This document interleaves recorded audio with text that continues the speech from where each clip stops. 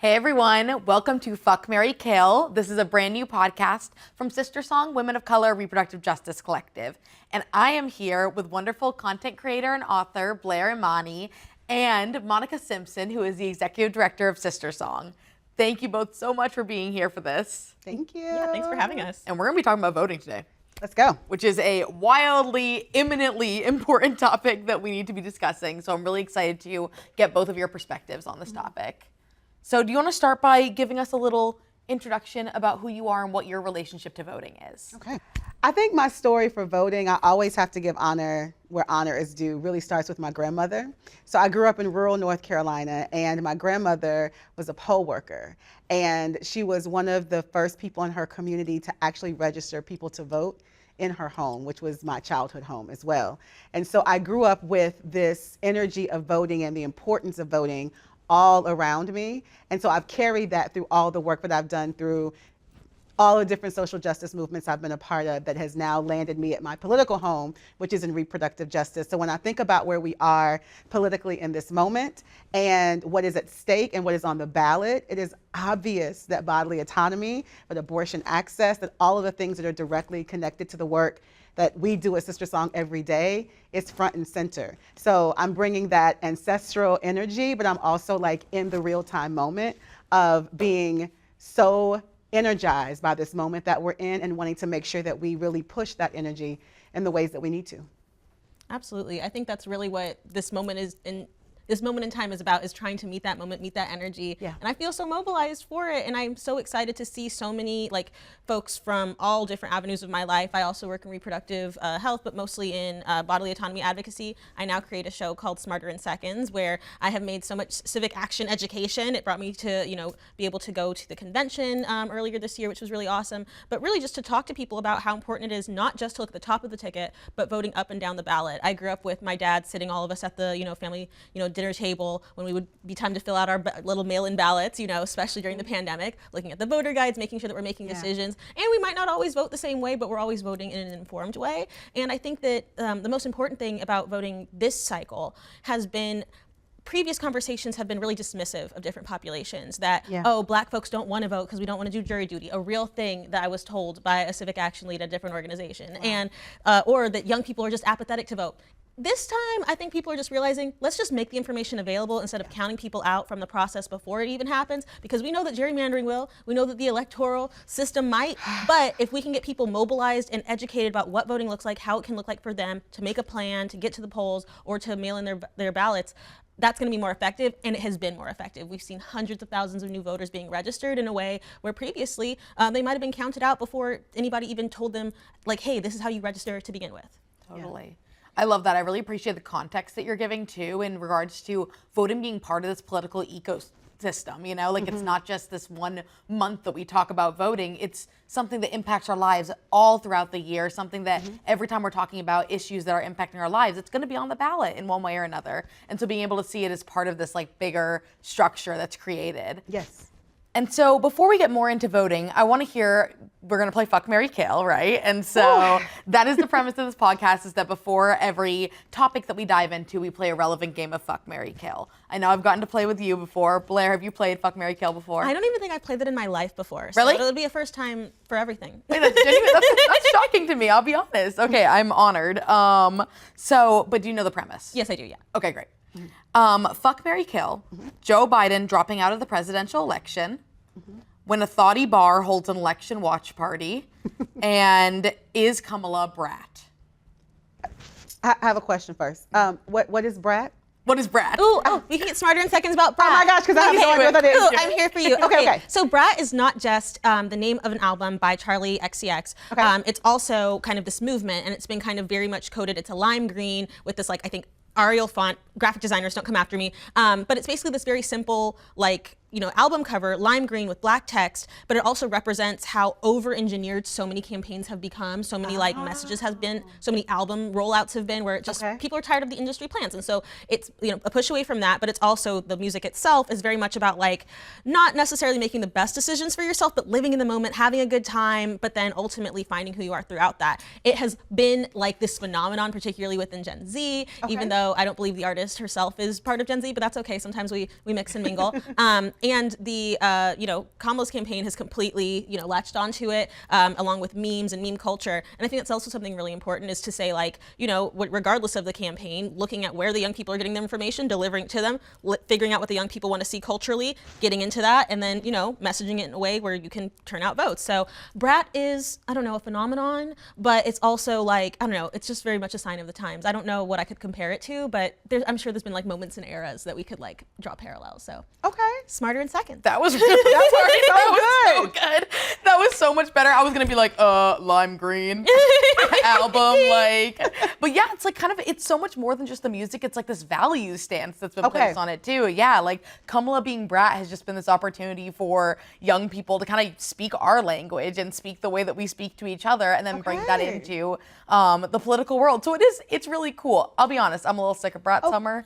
It's been Brat summer for. Now it's Demure fall. It's Demure. So Brat is kind of the opposite of Demure. Opposite of Demure, because I got Demure. I was like, okay, I can follow this trend. I'm a fine ass auntie. This is for the fine ass aunties out here. It's okay. It's for the fine ass aunties. We had to understand what Brat was. I'm ready now. I'm ready for the game. Ready to go. Okay. Okay, so fuck, marry, kill, Joe Biden dropping out of presidential election, when your thoughty bar has an election debate, watch party, and is Kamala Brat. Okay. Okay, I would like to, oh my goodness, can I cuss? Wow. Okay. It's called fuck, marry, kill. You can do it like us. I will kill the thoughty bar. And why? Because I don't love a dive bar. I'm really frustrated. I live in Los Angeles that like all of the like cool like queer like progressive bars are also dive bars. That's for some people. I love that. But I would like a little, can we have like a tea time? Like, I don't know, like not tea time, but like, drink. Anyway, so that, and then marry Joe Biden dropping out. Delicious. Love to see it. And then Kamala being Brat, fuck, in a good way. Because I think it's like, it's really, it's motivating people. And I love to see that. And it's just like, is it cringe? Sure, also. But it felt so integrated into the campaign. And I think what's really important to name is that it's digital strategists behind it. People are like, oh, some intern? No. These interns are grown up and they know digital strategy and they are Gen Z and they know how to speak to their own folks. And so that's exciting. I love that. It's giving, like, when people just hate on things because young girls like it, or just hating on things because young people, period, like it. Like, no, you're right. That was a digital strategist. It's not some teenager in their bedroom. Well, it's probably a teenage digital strategist. A teenager in their bedroom doing digital strategy. Yeah. You can have it all. A salaried teenager. There we go. Economic justice, good people. I really loved your answers. Thank you for going first. So I'm going to kill Joe Biden dropping out because I'm just tired of talking about it. No. That's my reason. Okay. Yeah. My reason is it's done. We moved on. Thank you, Joe. Let's keep going. So I'm just going to kill that off so we can just get that out of the talking points and stuff. It's gone. All right. I'm going to fuck the dive bar, like the dive bar watch party, because it's just a good time. You know what I'm saying? So we're gonna bring that energy into the dive bar. So I'm gonna fuck with that, and I'm gonna marry this Brat, Kamala is Brat thing, because it feels like now that I know what Brat is, I'm like I can really get into this, and I have a lot of reasons as to why I would want to do that, but I'll hold those to my personal self. I'm gonna marry it. You just met her. You literally just met her, and you're already marrying her. And she's also like my sorority sister. So anyway, there's like a lot of things that's there. So I'm just gonna marry that because it feels like love. Okay. Well, half Indian girlies are, because Charlie XCX is also half Indian. Kamala's nice. half Indian. Yep, half that's Indian girlies are having a season. Y'all are on the map. Beautiful. Okay, so I would love to talk about how the election is less than 50 days away. We are in crunch time. So what do you think is the most important thing for voters to know right now? Yeah, I think you spoke to this a little bit earlier. Like, it is important for folks to know that we have to do it, right? Like, this is not a time for us to not be in these streets, to not be at our precincts, to not get our people out to make sure that they have a way to get there, for us not to have a plan. Like, this is the time for turnout to be at record numbers. I'm very excited about what it would feel like election day for these numbers to troll in, and we see that we have the most monumental election of our time. I believe that will speak volumes to where we are as a country, and I think it will help us think about the energy or just like use that energy to move us forward in a positive way, right? So I just feel like this is the time in this moment there's a lot that we can always grapple with. Like, I believe political struggle is important to movement building. It's important for us to think about how we build better solutions and all the different things. And in less than 50 days, we have to make a decision, right? And so this is the time for us to not allow ourselves to miss the mark on this moment. So that's what I'm like really holding fast to. All right, Blair, do you want to weigh in? What do you think voters need to know now that we're 50 days out? I think that voters really need to get into the ballot initiatives and really understand what that means. And like, you know, I think it's one thing to say do this, but it's another thing to explain what that means. And so essentially, you know, we have the presidential election. You have your, you know, you might have a senator who's running, but we also have all of the House of Representative seats for your district. So know about those things, know what they stand for. If you don't know, give it a Google, make sure it's a reputable source. But a lot of them are very proud to be standing on nonsense, but proud to be standing on business. So you just kind of know, you have to know where it is. These ballot initiatives, this can dictate the roads that are going to be built or fixed in your neighborhood, the drinking water, school board. Are these people Moms for Liberty people where they're trying to do book bans? Because it's only 1% of the American population that is doing book bans, 2% of people who are trying to fight the book bans, and then literally everybody else who's just kind of like minding their business, you know, kind of probably frustrated about it, but not necessarily plugged in. And so that's research from the Knight Foundation. So there's a lot of, you know, inaction happening, and I understand it. I don't want to shame people for it, but one thing that we can do that's very tangible is to become aware of the ballot initiatives in your state. So there's voter guides that your state will issue. At least in California, when you get your mail-in ballots, you also get a voter guide, and you can go through and be like, okay, what does this mean? Some of those things are very difficult to understand. Remember that maybe you are in a context where you have to vote in a certain way or have to put on like you're voting in a certain way. When you get to the ballot box, you're able to really, you know, express your values and your truth. But maybe you also have friends that you can talk it through. Like, just remember how it was in school, like going through a quiz, be like, what did you get for number 3? Okay, well, what does number 3 mean? What are the consequences of number 3? Because it's not just something on your grade, it's actually gonna dictate, you know, whether or not we have a, you know, a humane response to the unhoused population in Los Angeles, for example, with Prop 36. There's just so many different ways to activate and to show up. And so knowing those ballot initiatives is essential. But when somebody says, oh, I'm not going to vote, and they have the privilege and ability to vote, which in the United States, it is a privilege, especially because, you know, formerly incarcerated people can't vote. Right. It's like, okay, well, say what you want about the top of the ticket, but there's literally so much you're leaving on the table by not participating in that. So these ballot initiatives, knowing what's going on in your state, if you want to vote in a certain way, like I'm sure that, like, you know, there's so many different guides, so many different organizations that can help you vote along with your values, but also do that critical thinking yourself. But to really just understand that the top of the ticket is really just the beginning, but it's an iceberg. And there's a lot of iceberg down there. And so you don't want to be like the Titanic, you don't want to get hit. So you got to make sure that you stay aware, get your life jacket on, make sure you turn out to vote. That's right. You bringing up that local stuff is so real, because we have, I mean, every day I see memes about the presidential election. Every day, you know, we're talking about it. It's so important, but the vast majority of people do not know what's going on in their local elections, do not know what's going on in their areas, and those are when it really impacts your life. Like, you're complaining about that road being terrible every day. It sucks, and like, this is a way to tangibly change it. And so I think that local election piece is something that's really being missed out on from voter education. And I do want to say that a lot of these ballot initiatives are written in a way that is intentionally dense, intentionally jargony, because they're trying to disenfranchise folks. They're trying to prevent people from, you know, knowing their own political power. The reason why people feel like their vote doesn't matter is on purpose. And so I can say all this stuff, but trust me, like, and not just trust me, trust history. U.S. voting has really been defined by suppression and keeping people out of the system. And so if you have the ability to vote and it's simply like you filling out a form online, please do it. Yeah. If not, like, if not for you, do it for me. Because I'm not trying to raise my kids, you know, when I do have my kids under Project 2025. Nobody wants that. Nobody wants that. Yeah, and it really, I'm thinking about what you said about the 1% of people who are doing the book banning. Like, that's how people who are such a tiny percentage of the population get so much power in this way. Like, you know, we're always talking about how my mom will always be like, Americans, like, America's gone to shit. I don't know what's going on. What is going on with these Americans? And I'm like, it's so true. And also, the vast majority of American people don't think that we should be banning books. Like, this is a minority who's pushing extremist, radical takes. Yeah. And then they get power because They got the free time to be showing up to these PTA meetings. Every day. Like, they are literally at every single meeting. They're literally at every type of gathering. And so they're just building up their connections and their power. And it's scary, right? But it is about the privilege of being able to show up in all of those places, which the vast majority of us are taking care of our families and working and doing what we need to do to take care of ourselves. And so it's just interesting how quickly a small percentage of folks can really make some detrimental things possible in our community. So making sure that we're looking at it all the way down the ballot is absolutely key. Yeah. You're right. Like, I get it. If you're putting food on the table, if you're just worried Yeah. about healthcare, like the day-to-day things always take precedent over Yes. this bigger structure. And so it's so intentional to be able to keep us complicit. Absolutely. You spoke a little bit about voter suppression. Do you want to speak a little bit more to kind of what voter suppression looks like in this country and who's it impacting?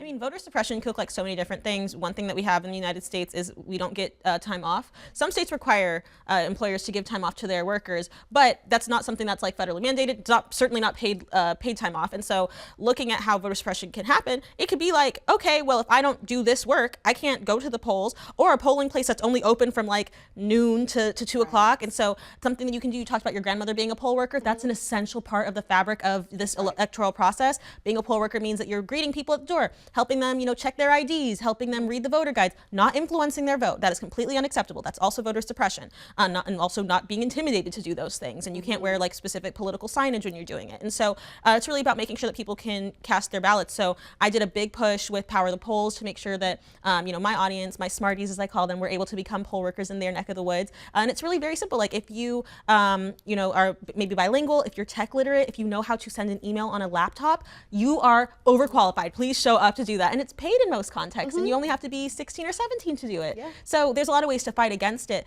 But voter suppression can also look like these narratives of, oh, you shouldn't care about your vote, the apathy. But I also think sometimes it can even come, like I was talking about earlier, from like the civic action lens, where people are like, oh, well, young people don't want to vote.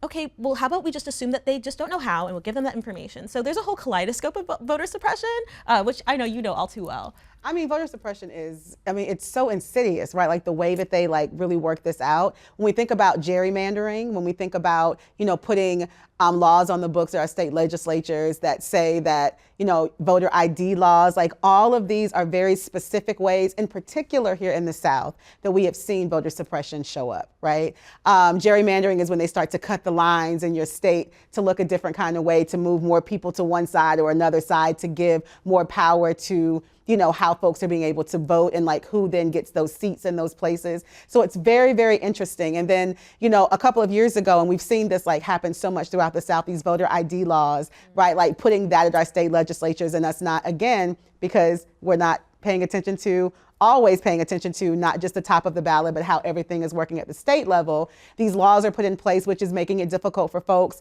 who may have a different type of ID or didn't know that was even a thing. So there's all these ways they try to catch people up. And this is it takes us back to a history. Recently, I went to the museum in Montgomery, Alabama, right? And I was walking through like the history of just like the South and slavery, but then also like getting to the part where the voting rights work was really coming in. And they had this display where you had to like test yourself to be able to make this vote as a Black person. So they had a jar of like jelly beans, and you had to say how many jelly beans were in that glass. And if you did not guess the right number, because who's gonna guess the right number of jelly beans in a glass, then, oh, sorry, you can't make this vote. You can't make your vote happen. So I mean, there's been, it's historic. It's deeply historic, the ways that these different types of voter suppression tactics have been used, and it's just been growing and mounting up for far too long. So we have to pay attention to them because they're very targeted and specific about the ways that you're trying to push the vote back. Absolutely. So I've heard you both bring up like an understandable amount of disheartenedness that people are experiencing around the electoral system. I guess I'm curious to kind of deep dive into that. Like, what would you say to people who are feeling disheartened by the idea of voting? Because it's coming from our communities too, Like I hear all the time people that I really respect and admire who will not be going to the polls, and then people who I really respect and admire who are fighting all day, every day to get people to polls. And I'm not really sure what to do with those two things at the same time, Yeah. I want to say that's real, and I want to just acknowledge that people are tired, people are hurt, people are constantly seeing violence in our country. They're seeing violence around the globe. Like, it is really impacting us at a very deep level. We've gone through a global pandemic. We're still managing and trying to figure out how to live within this pandemic. Like, we have been hit in so many ways. And so for folks to now think about, you want me to make this decision about folks who Historically, I've not seen our government move in the ways I've needed them to. I don't know if I want to do that. So I just want to acknowledge that that is real, and it's coming from a place of pain and trauma. And that is something that we're constantly having to work on. And what I'm grateful for, and I think that we need to uplift more, is that there are people who are really trying to get to the heart of that. Like, so shout out to the healers and the folks who are doing that type of work in our community, because we need to actually have that as a foundation for folks, right? To be able to really support that energy that they're holding that really may be pushing them into that, I don't want to do that place, right? But what I've been telling folks who are in that position is that you actually make decisions every single day. That part. You know how to make a decision, right? So this isn't something that you don't know how to do. You have to make decisions around things that you may not like all the time. And this is one of those decisions that's actually going to have huge implications on your life and on the future of this country. So I'm not asking you to do something that you don't do. I'm asking you to do the very thing that you do all the time. And I'm asking you to do one that's, again, going to have such a huge impact on the way we are able to move. And so when I put it to people like that, oh, you're just asking me to make a decision, just make a decision. We make it. We do them. And and I even make it funny with some of my friends, like, you made a decision around somebody you wanted to date that you didn't really stick with for a long time, but you thought in that moment that that was going to be your boo. And then you made a different decision, right? But you know how to do this, And so I think that has really helped people to just like ground themselves a little bit more by just acknowledging, because I don't think it's fair for us not to acknowledge that people are in pain, right? And just tell people, forget that, just go vote. It's actually not fair to people, right? And it doesn't give people, it doesn't make them feel safe to actually even do the thing that you need them to do. So that's why I wanted to acknowledge that first. And I wanted to give a shout out to those folks who are holding that type of work in our communities, because they are essential to this process right now. But what I tell people is that it's about making a decision, good people. And we know how to do that. So make one that's going to actually make your life better than what it is now.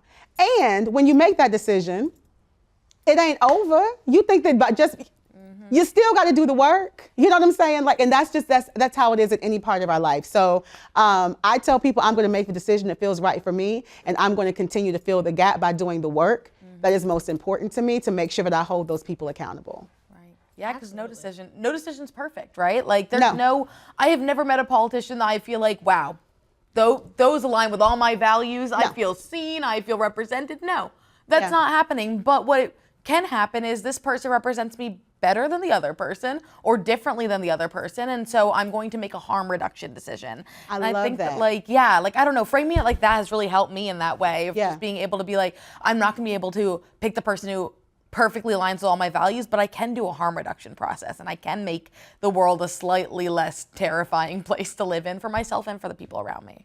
So I think, exactly what you said. You can't really convince anyone of anything if you don't hear them out and help them feel like you can relate to where they are. Exactly. Even if you can't totally. This is a messaging strategy, but it's also just a good human thing to do, is be like, I see where you're coming from, or tell me why you feel that way, and try to understand it in that way before being like, well, here's what I want to tell you. Because that can actually be very colonial, in my opinion, to be like, oh, I'm going to dismiss the heck out of what you said, and here's what I said, and it's better, and I'm going to assume that you don't know these things. It makes a lot of assumptions, and it's not fruitful. I think about, history. I think about how when we look at what made different initiatives across the civil rights movement, Black Power movement, women's liberation, LGBTQ plus liberation, which was just the gay and lesbian liberation movement at the same time, even though trans folks were always there. Period. We saw the mixture of policy actions, institutional actions, electoral actions, as well as people in the streets. And I get really frustrated with folks who say the most radical thing you can do is lay your body on the ground, because yes, that is a radical and important thing, but it's also incredibly dehumanizing. It can also be, I've experienced this myself, where I felt so equipped to, go out to the streets. I got arrested in 2016 at a protest. But the aftermath, that healer work is so important, because I had felt like, okay, well, now I literally can't go to a protest anymore because it's psychologically traumatizing to me. I guess I can't do anything else. And that's just not the case. There are so many different ways and tactics and means. And I think about the words of Dr. Terrence Roberts, who was one of the Little Rock Nine to integrate schools in Little Rock, Arkansas. And he said, do what you do it well, and do it for justice. And it's so essential because we have to figure out what we can do in our lane. And I also think the words of Preston Mitchum, who said, like, not voting and not doing anything else, losing strategy. Voting and not doing anything else, losing strategy. And he had this whole list of things, but it really came to us needing to look at our system comprehensively, to look at the fact that voting isn't, you know, in California, it's pretty easy. You get the mail in. If you have a fixed address, you know, fill out your ballot, you mail it in. But for some places, you got to stand outside for up to 8 hours, you know, on these long, long lines. Like, my thing is, if you want to see where the action's happening, if we want to look at this like comprehensive, multi-platform like way to get involved in our system, it has to be part of the toolbox if you have the ability to, because not everyone does. I will not be allowing, well, I'm going to try not to, like myself, but I feel like people start speaking up about the Electoral College like 3 months before the election and then never again. Or we see folks talk about third-party candidates for 3 months before the election and then never again. No, I want to see up and down ballot. Like, if we're really going to be like that, we need to be like that, you know, and it has to be comprehensive. And so that's what I've tried to do. But it was also really hard to feel encouraged because you see all this trauma and all this, you know, pain, like you were saying, and it's holding that truth and simultaneously trying to reframe it in a way. I'm not saying that you voting, like, you know, some people will say that voting in this system makes you complicit in this system. Well, paying taxes in this system makes you complicit in this system. We want to get down to it. So we make decisions every day, some of them against our will because you have the threat of carceral punishment if you don't pay those taxes. But we make these decisions. We are complicit in these things. And then opting out of this thing, like, it is not it's not the radical politic we think it is, but we have folks calling Dr. Angela Davis a sellout now because she's talking about how she's going to be voting. Yeah. And so I think there's a big misunderstanding. I think that people like to say big, tall words online, but the action doesn't always come through. So I always look at, you know, where are the feelings coming from? How can we mitigate that? But I'm also not here to push people against what their conscience and their values are telling them to do. I'm just here to provide information. And so if I can provide information that will be compelling to someone, beautiful. But I'm not going to handhold somebody all the way to the polls.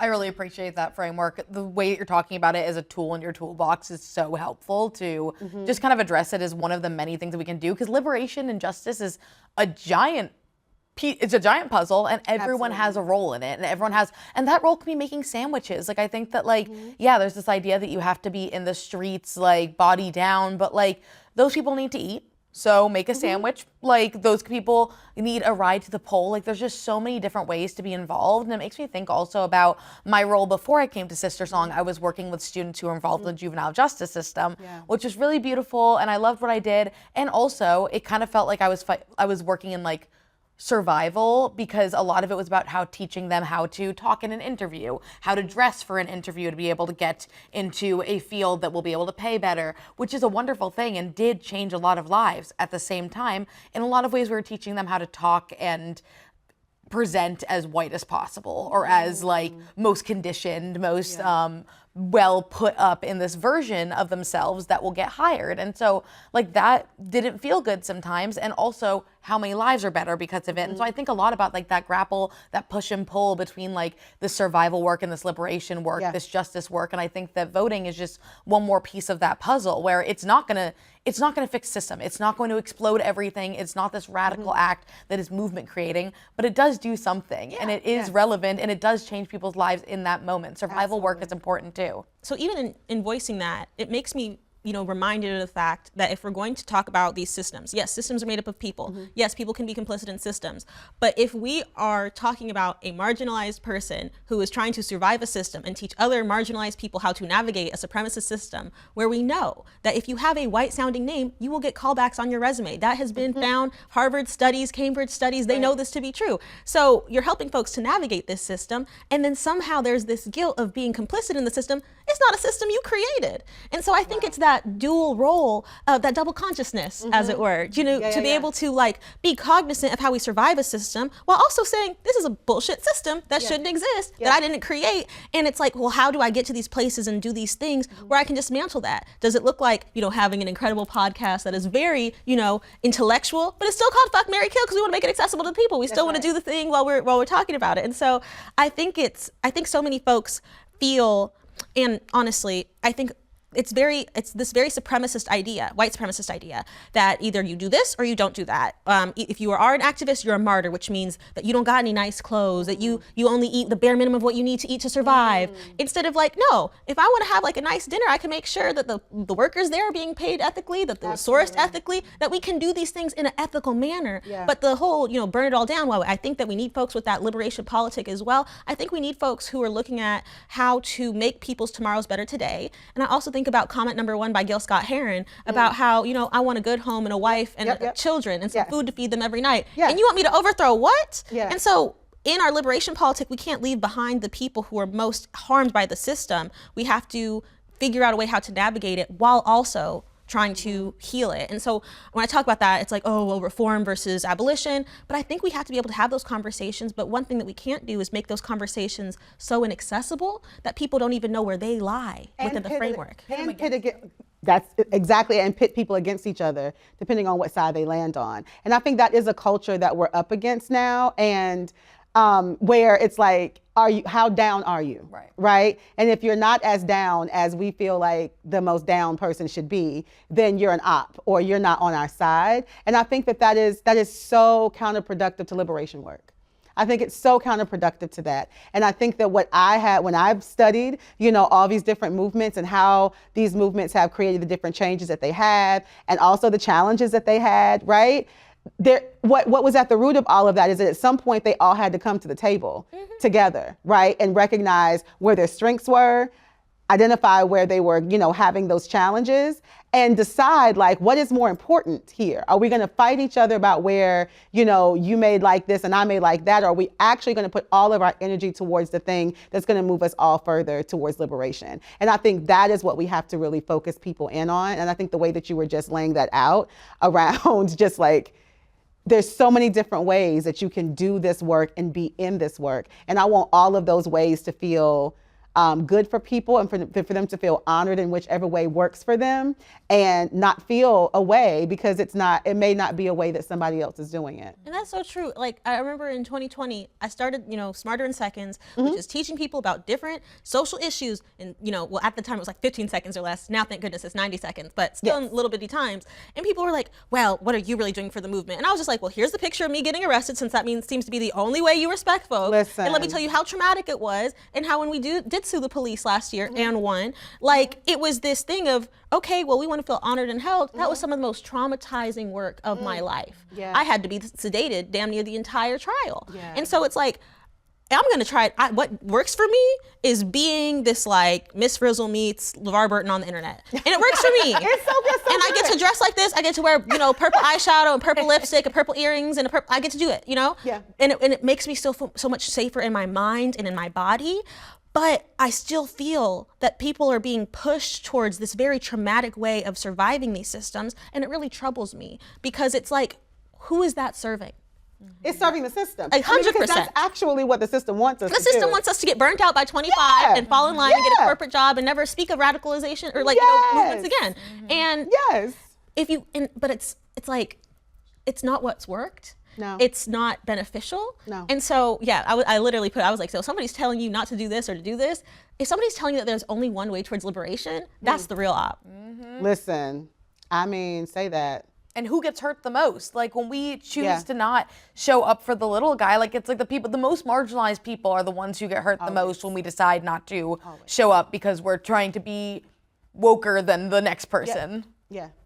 This is so good. I think this is going to help a lot of people. Just even this little situation. I'm saving so much money on therapy right now. Listen.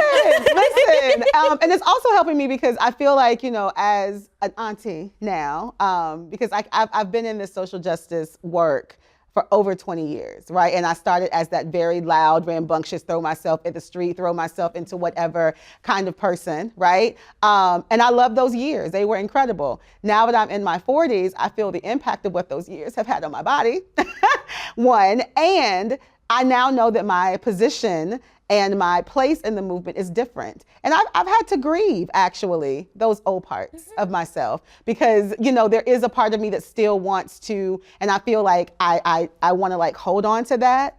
And so I think that we have to have more conversations around the evolution of our social justice lives for those of us who get politicized in this way. And we have to also allow time for folks to grieve those old parts and accept, what their new positions may be or their new lanes may be, and really be okay with the whole process. And so for us doing that, that then gives us all different places to be able to open our arms and welcome new people in at whatever level they're ready to come in at. Because we gotta have the guards ready to welcome people in. I'm a church girl, right? And Black church girl, honey. And my first job in the church was to be an usher. Right? Before I was even in the choir, I was an usher.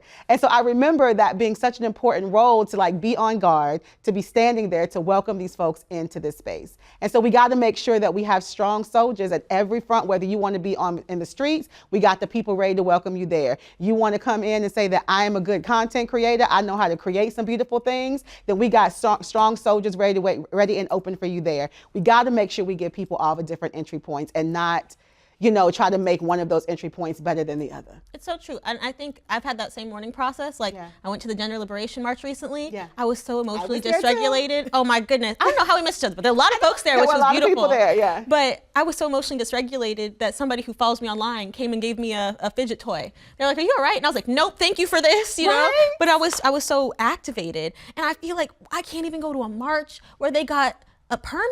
Yeah. Who have I become? And it sucks, but I also think we can't put voting on a pedestal either. Mm-hmm. Yes, voting is important, but it's not the only thing. Yes, being in the streets is important, but it's not the only thing. And it's not to dismiss one or over elevate another. It's just to look at all of it together. But I do feel that intensely as well, because, I literally couldn't go to a protest for years after. And even when I do go, I almost have a panic attack. So clearly that's not how I should show up. Yeah. It's not how my body wants me to show up. So I have to show up in the ways that I can.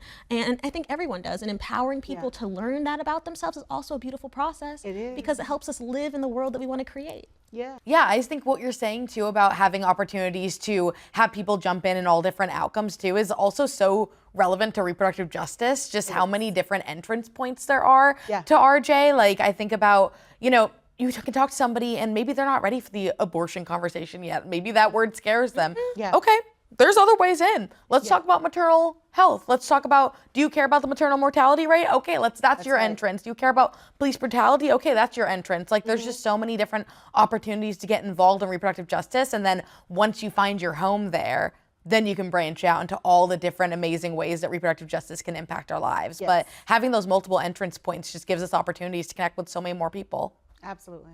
So then going off of that, what do you think is the connection between reproductive justice and our democracy? They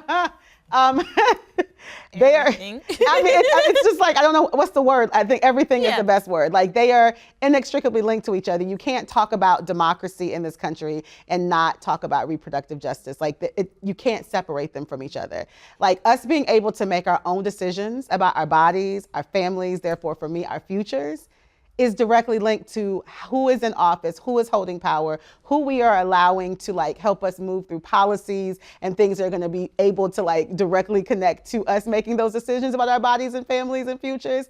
It is all connected. Sometimes, Audre Lorde has told us this over and over again, and every opportunity I have to say it, I'm going to say it, that we can't have single issue movements because we do not live single issue lives. And so when we think about keeping democracy over here and reproductive justice over here and voting rights over, the way that we are conditioned to compartmentalize in that way is just our silos don't save us at all, right? And so when people ask me that question, which I think is an important one to ask, I'm always saying that it is all connected. They depend upon each other. And that's the best way I'll say it. They depend upon each other. 100%. You don't have a populace without reproductive justice. And we've even the way that the anti-abortion extremist movement has been alienating people who require IVF. It's so do you want the babies or not? They don't know. They don't know. That's better. They don't care. They just want to control people's bodies. Yeah. They just want to make our lives miserable. And it's really diabolical. I was reading a post recently. I was everything's diabolical now. I'm yes, because everything's diabolical now. Everything. But it's so connected, and I even think about even connecting other issues. I've recently been working with the Nuclear Threat Initiative, and I learned that there's something called the nuclear football, and the president of the United States has the sole authority to annihilate the world with push of a button with nuclear codes. what? Yeah, no, truly, it's Wait, called a nuclear. Let me never- break it down. So essentially, like, you want to really talk about about reproductive justice? This is a miracle any of us are alive and that anything happens right now, because the literal president of the United States, since I think before Reagan, has a suitcase and a guy who walks around with the suitcase, and it's called the nuclear football, which makes it sound too fun. Like, what the heck? And it literally has nuclear codes, and the president has a sole authority. If the president decides that it could happen. And people are like, no, there's checks and balances. There's been two checks, like, there's been two near misses. One time, Nixon got super drunk, and he was like, they literally had to have protocols. And then also Clinton, so still bipartisan, right? The red and the blue, because the problem is the fact that that exists. Clinton sent the nuclear codes off in a coat that went to the dry cleaner. And so you want to talk about reproductive justice and democracy. They're about to start doing nuclear testing in the United States in the next 5 years. And that's literally on the ballot right now. And it's like, I have the privilege of being able to make PSAs about that. And I'm going to do it in like this fun 1950s style, like, oh, doesn't it just make you want to scream? Because it does. And it's going to be very cute, and I love Lucy, but it's going to educate people. And so when we think about reproductive justice, the right to live, to be alive in a country that kills its own people via the death penalty, that, police violence, policing in general, prisons in general, it is such, democracy is how we can change those things. But the fact that we as people are able to speak up about it is democracy within itself. And so I think that even going back to your example talking about reproductive justice, like when we talk about the conversation on abortion, it's not just the doctor who's providing it. It's about the people who have worked on the policies to make sure that that can still happen. The people who are or not yet. Well, let's focus on the positive. Okay. Thank you. The people who are standing outside of the clinics helping people to feel safe, the abortion funds, people who are having that conversation. But I went for years working in reproductive justice where I couldn't even say the word abortion because people would completely turn their ears off. And so it's like, how can we reach all of those people on all these different issues without feeling too overwhelmed, because it is dire, it is terrifying, but if we can provide solutions, to try to talk about these different things. So once again, it's inextricably linked, but when we talk about like the right to life and living and a good life and justice, we have to, it's everything. It's even nuclear. it's everything. It is nuclear. Wow. I don't understand how we're still alive. Like, I just No, feel like truly, it's a miracle. Amen. Amen. Like, I would have gotten drunk and pushed it. If I was president, I would have gotten drunk and pushed it. I like actually I'd be like, I don't believe you, haha. It's not real. It's not real. There's no way it's real. That's crazy. Yikes. No, it's real. But no, if we don't laugh, we will cry. Let's keep laughing then. Ooh. Well, okay, I'm gonna wrap us up then. What's making you guys go to the polls? What is drawing you there? Honestly, for me, I'm planning to be pregnant, like, what is it, January 1st, getting off my birth control, we're gonna have babies, everybody's so excited, and inshallah, it will go well. I'm not trying to raise these children. First of all, it's terrifying to be a black woman in the United States planning a pregnancy with the maternal mortality rates that we have, and we see all the outcomes. Even one of my sisters recently, she gave birth, and they had to admit her back into the hospital, but even a doctor was trying to dismiss her pain, and there was fluid in her lungs. Like, it's terrifying how dire and treacherous it is, and I think if it's this bad already, we know what they're going to do. We have Project 2025. Like, it's not like it's secret. And so the evil geniuses have genius is a strong word. The villains have provided their evil plan. It's available online to read. And what disheartens me is the still lack of action. But I try to focus on people who are taking action. So for me, it's not just voting, but it is very personal for myself, but also in my future. But just the fact that, like, for example, there's a proposition in Los Angeles that has a very carceral approach to trying to fix the issue of homelessness. And it looks very violent and looks very dangerous. And so it's about bringing my value and my humanities into one of the few ways that we have a direct way to speak to the people who are making the laws that I don't want this to happen. I do not stand for this. And I hope more people see it that way. Absolutely. Yay for bringing babies. I love this. I still haven't made that decision, but I love for those folks who have. But what's driving me to the polls, what's making me want to vote, always my grandmother, Mabel Haley, is in my head. So anytime there's an election, I feel like she is like sitting on my shoulder, like, you better go. So that's number one. But number two, I am really blessed because I take my auntie life very seriously, to have some of the cutest, most beautiful, like, smartest little kids in my world, right? But I'm so honored to be a part of their village. And so I just want to name Mecca, and I want to name Abigail, and my nephews, right? I see these kids and I see how brilliant they are already. And so my question to myself is, who am I to not try to make sure I'm creating the best possible world for them to have, for them to grow up to be their best selves, right? Every time I look in their face, that's exactly what I think about. So I think about everything that I'm doing, and voting is absolutely one of them. And so that's what's really driving me, is that I really want to do my part to make sure that I am at least making the best decisions I can that is leading us to a better world. And the other thing I'll say in another kind of way is, my whole life I have been fighting against this white supremacist, sexist, patriarchal, all these systems, right? And in this election season, at the top of the ballot, there is an image of someone who actually embodies all the things that I've been fighting against my entire life. And for me to be able to say that I unequivocally can make a decision to not make that be an image that continues to move in this world, it actually feels like I'm doing my job. So those are the things that's making me say, I can't wait to get in line to do what I need to do and get my sticker in Georgia. I love that. That was beautiful. That was beautiful.